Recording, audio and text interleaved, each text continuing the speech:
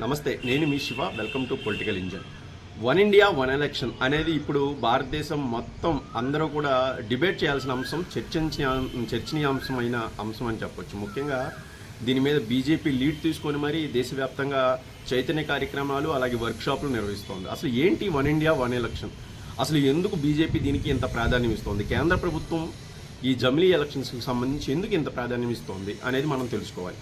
ఎందుకంటే ఇటీవల రాష్ట్ర ఉప ముఖ్యమంత్రి జనసేన పార్టీ అధ్యక్షులు పవన్ కళ్యాణ్ గారు కూడా చెన్నై వెళ్ళి ఈ వర్క్షాప్లో పాల్గొన్నారు. ఖచ్చితంగా వన్ ఇండియా వన్ ఎలక్షన్ అనేది కావాల్సిన విషయం, ఇప్పుడు భారతదేశానికి అవసరమైన విషయం అని అయితే తేల్చి చెప్పారు. సో ఎందుకు ఈ వన్ ఇండియా వన్ ఎలక్షన్ అనే దాని మీద ఎంత ప్రాధాన్యం ఇస్తున్నారు అనేది ఖచ్చితంగా తెలుసుకోవాలి. దానికి గల ప్రధాన కారణాలైనా మనం తెలుసుకోవాల్సిన అవసరం అయితే ఉంది. ఎందుకంటే ఇది ఇన్ ఫ్యూచర్లో మనకి చాలా ఉపయోగపడే అంశం. భారతదేశ శక్తిని రెట్టింపు చేసే విషయం అయితే ఖచ్చితంగా చెప్పొచ్చు. ఎందుకు ఏమిటి అనేది ప్రధానమైన అంశాలు, కేంద్ర ప్రభుత్వం చూస్తున్న ప్రధానమైన అంశాలు ఏంటి అనేది నేను విడమర్చి చెప్పే ప్రయత్నం అయితే ఈ వీడియోలో చేస్తాను.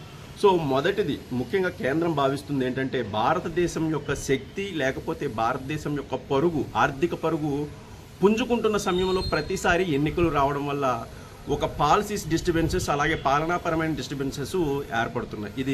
ఇది ప్రతి ఒక్కరు తెలుసుకోవాల్సిన అంశం. ఎందుకంటే భారతదేశం ఇటీవలే మనం చూసాం, ప్రపంచంలోనే 4వ అతిపెద్ద ఆర్థిక శక్తిగా అయితే ఎదిగింది. జర్మనీ తర్వాత, అంటే ఫస్ట్ అమెరికా, తర్వాత చైనా, 3 జర్మనీ, 4వ స్థానంలోకి జపాన్ని అధిగమించి మనం 4వ స్థానంలోకి వెళ్ళాం. అంటే మన యొక్క పరుగు స్టార్ట్ మొదలైంది అని అయితే మనం చెప్పొచ్చు. సో ఇప్పటివరకు మన పరుగు స్టార్ట్ అవ్వలేదని అయితే నిర్మోహమాటంగా చెప్తాను. ఎందుకంటే భారతదేశ స్వతంత్రం వచ్చిన తర్వాత మనం సస్టైన్ అవ్వడానికి ఇన్ని సంవత్సరాలు పట్టిందని అయితే నేనైతే 70 సంవత్సరాలు కూడా ఒక సస్టైనబిలిటీ అవ్వడానికి, ఒక ఆర్థికంగా మనం పూర్తి స్థాయిలో బలోపేతం అవ్వడానికి అయితే ఉపయోగించుకున్నాం. ఇక నుంచి మనం ఇంకా బలవంతులు అవ్వడానికైతే ముందుకు వెళ్ళే పరిస్థితిలో భారతదేశం అయితే ఉంది. సో ఇలాంటి సమయంలో ప్రతిసారి ఎన్నికలు రావడం వల్ల పాలసీల మీద కానీ పాలనాపరమైన అంశాల మీద కానీ ఇది ఇబ్బందులు ఏర్పడుతున్నాయి. ఎందుకంటే భారతదేశం యొక్క సమైక్య స్ఫూర్తి, అంటే కేంద్ర ప్రభుత్వానికి ఏదైతే అధికారాలు ఉంటాయో రాష్ట్ర ప్రభుత్వాలకు కూడా అదే తీరున అధికారాలు ఉంటాయి. సో సమైక్య స్ఫూర్తికి వల్ల కొన్ని విషయాల్లో కొన్ని రాష్ట్రాలు తీసుకునే నిర్ణయాలు కానీ, కొన్ని రాష్ట్రాలు చేసే చట్టాలు కానీ, లేకపోతే కేంద్ర ప్రభుత్వం తీసుకునే చర్యలు కానీ, లేకపోతే కేంద్ర ప్రభుత్వం తీసుకునే పాలసీలు కానీ రెండు కాంట్రడక్షన్ అయ్యే అవకాశం ఉంది. సో ఈ 5 ఏళ్లలో ప్రతిసారి కాంట్రడక్షన్స్, ఎన్నిక హడావుడి లేకుండా చేయాలి అనేదే దీని యొక్క పూర్తి సారాంశం. ఇటు లోక్సభ ఎన్నికలు కానీ, 27 రాష్ట్రాల ఎన్నికలు కానీ ఒకేసారి జరగడం ద్వారా, ఒక అపాయింట్మెంట్ తేదీని పెట్టుకుని దాంతో జరగడం ద్వారా ఈ 5 ఏళ్ళు కూడా ఇంకే ఎలక్షన్ లేకుండా, అంటే రాజకీయపరమైన ఇతర అంశాలు ఏమీ లేకుండా, రాజకీయపరమైన అలాగే పాలసీల పరంగా అన్నీ ఒక విధి విధానాలతోనే నడుస్తాయి. ఎట్టి పరిస్థితుల్లో దీంట్లో కాంట్రడక్షన్ రాదు. ఒక నిర్ణయం తీసుకున్నప్పుడు ఒక రాష్ట్ర ఎన్నిక ఉందనో, లేకపోతే ఒక రాష్ట్ర ప్రభుత్వం తీసుకున్నప్పుడు ఒక స్థానిక సంస్థల ఎన్నికలు ఉన్నాయనో తీసుకోవాల్సిన అవసరం ఉండదు. అన్ని ఎన్నికలు ఒకే గొడుగు కిందకి వస్తాయి. సో మొదటిగా లోక్సభ అలాగే అసెంబ్లీ ఎన్నికలు జరిపిన తర్వాత అదే అపాయింట్మెంట్ తేదీని తీసుకుని స్థానిక సంస్థల ఎన్నికలు కూడా జరపాలి. అంటే వార్డు, మున్సిపాలిటీలు అలాగే నగరపాలక సంస్థలు, పంచాయతీ ఎన్నికలు కూడా ఒకేసారి జరపాలి. దీనివల్ల ఏంటంటే ఈ అపాయింట్మెంట్ తేదీ అనేది సుస్థిరమైపోతుంది భారతదేశం యొక్క చరిత్రలో. ఈ మొత్తం అన్ని ఎన్నికలు కూడా ఒకే గొడుగు కిందకు వస్తాయి. అప్పుడు ప్రతిసారి ఎన్నికలు ఈ రాజకీయ ప్రకటనలు ఉండవు, రాజకీయపరమైన ఖర్చులు ఉండవు, రాజకీయపరమైన వ్యక్తులు పైకి రారు. సో ఒక రకమైన పాలనాపరమైన సాఫీగా వెళ్ళిపోవడానికి ఇది చాలా ఉపయోగపడుతుంది. దీనివల్ల ఏంటంటే ఒక పెద్ద పాలసీ తీసుకున్నప్పుడు ఎలాంటి అడ్డంకులు, రాజకీయ ఇబ్బందులు ఉండకుండా ఉంటాయి. ఇది అత్యంత ప్రధానమైనది.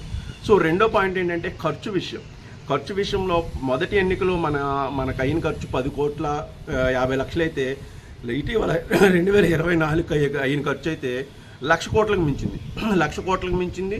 అలాగే 3 కోట్ల మంది సిబ్బంది విధుల్లో ఉండాల్సిన పరిస్థితి, 10 లక్షల పోలింగ్ కేంద్రాలను పెట్టుకోవాల్సిన పరిస్థితి. సో దీని అంతటికీ కూడా ఒకేసారి చేసేద్దాం. ఇప్పుడు లోక్సభ ఎన్నికలకు సంబంధించి అప్పుడే అసెంబ్లీ ఎన్నికలకు సంబంధించిన బ్యాలెట్ పేపరు, అలాగే స్థానిక సంస్థలకు బ్యాలెట్ పేపరు ఇచ్చేస్తే మొత్తం అన్నీ అదే ఖర్చులోకి వచ్చేస్తాయి. దీనివల్ల పూర్తిగా ప్రతిసారి రాష్ట్రాల ఖర్చు కానీ, స్థానిక సంస్థల ఎన్నికల ఖర్చు కానీ దీన్ని మనం నివారించుకోవచ్చు. ఇది చాలా చిన్న విషయం. అలాగే సిబ్బంది కూడా ప్రతిసారి ఎన్నికల విధుల్లో ఉండకుండా వాళ్ళకు సంబంధించిన భత్యాలు కూడా ప్రతిసారి ఎన్నికల భత్యాలు ఇవ్వాల్సిన అవసరం ఉంది. దీనివల్ల చాలా చాలా అధిక మొత్తంలో సుమారుగా అంటే చెప్పిన దాని ప్రకారం రామ్నాథ్ కోవింద్ గారు చెప్పిన రిపోర్ట్ ప్రకారం 2 లక్షల కోట్లకు పైగా మిగులుతుంది అని. సో ఇంత ఇంత ఎక్స్పెండిచర్ని మనం తగ్గించుకోవచ్చు అన్నదైతే ప్రధానం. ఈ రెండు ప్రధానమైన అంశాలు. సో కేంద్ర ప్రభుత్వం ప్రధానంగా చెప్తుంది ఏంటంటే ఆర్థిక పురోగతి మొదలైన భారతదేశంలో ప్రతిసారి రాజకీయపరమైన ఇబ్బందులు కానీ పాలసీలకు సంబంధించిన ఇబ్బందులు కానీ ఉండకూడదు. 5 సంవత్సరాలకు ఒకసారి ఎన్నిక వస్తే మళ్ళీ 5 సంవత్సరాలకి పండగలాగా ఆ ఎన్నికల క్రితం ముగిసిపోవాలి. అంతేగాని ప్రతిసారి ఈ రాష్ట్రానికి ఎన్నికలు ఆ రాష్ట్రానికి ఎన్నికలు ప్రతిసారి రాజకీయపరమైన ఇబ్బందులు వస్తే ఆ రాజకీయంగా అధికారం కోసం రకరకాల హామీలు ఇవ్వాల్సి ఉంటుంది, రకరకాల పాలసీలు మార్చుకోవాల్సి ఉంటుంది. సో దీనిని ఫస్ట్ నివారించాలి అన్నదైతే కేంద్ర ప్రభుత్వ యొక్క అంతిమ లక్ష్యం. సో దీనిని ప్రతి ఒక్కరూ, ఎందుకంటే భారతదేశపు గతి 2047 కంటే 100 సంవత్సరాలు మనకు స్వాతంత్రం వచ్చినప్పుడు గతి పూర్తి స్థాయి అభివృద్ధి చెందిన దేశంగా మారాలి అనుకుంటున్న తరుణంలో ఖచ్చితంగా 1 ఇండియా 1 ఎలక్షన్ అనేది కేంద్ర ప్రభుత్వం చెబుతున్న పద్ధతి ప్రకారం అయితే ఖచ్చితంగా కావాల్సిన అవసరం అయితే ఉందని నా అభిప్రాయం. మీ అభిప్రాయాలు ఏమైనా ఉంటే ఖచ్చితంగా కామెంట్ చేయండి. Thank you.